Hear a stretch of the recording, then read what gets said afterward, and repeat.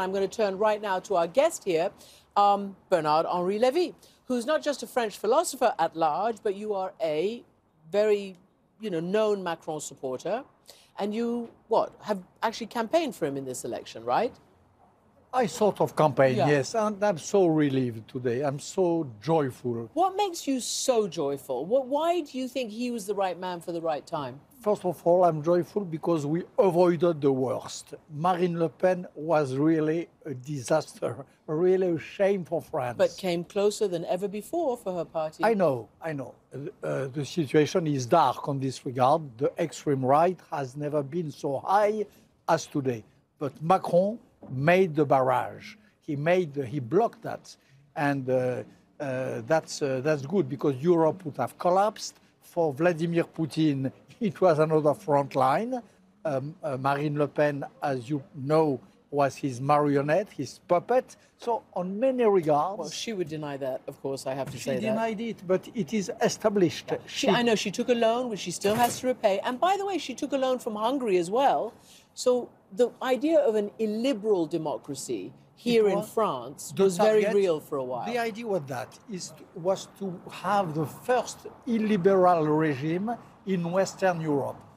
Trump, Putin, Orban, the French avatar would have been Marine Le Pen.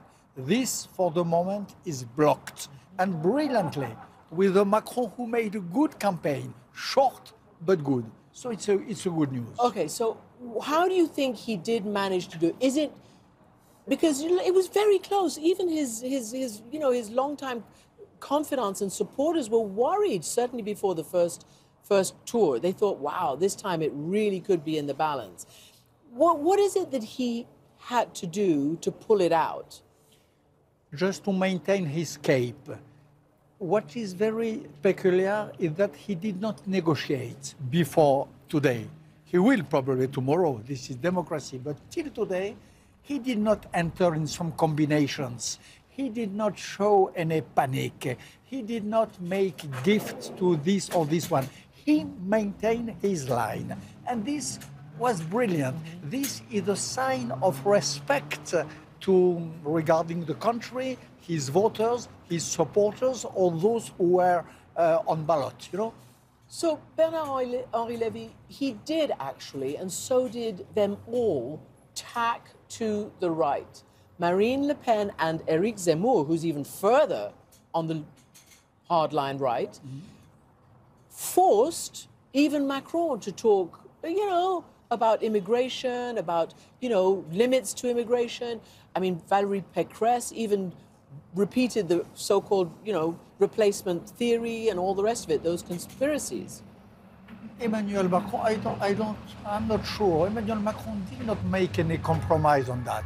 He maintained with great force the principle of asylum. He maintained the principle of the necessity and legitimacy of economic immigration.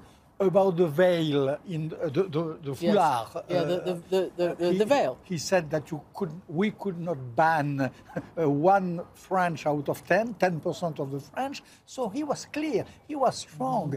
He did not withdraw in front of this big push of the extreme right. And I think that the peoples in democratic countries are intelligent. They saw that. They saw that they had in front of them someone who was not stealing their votes from their pockets by demagogy and so on.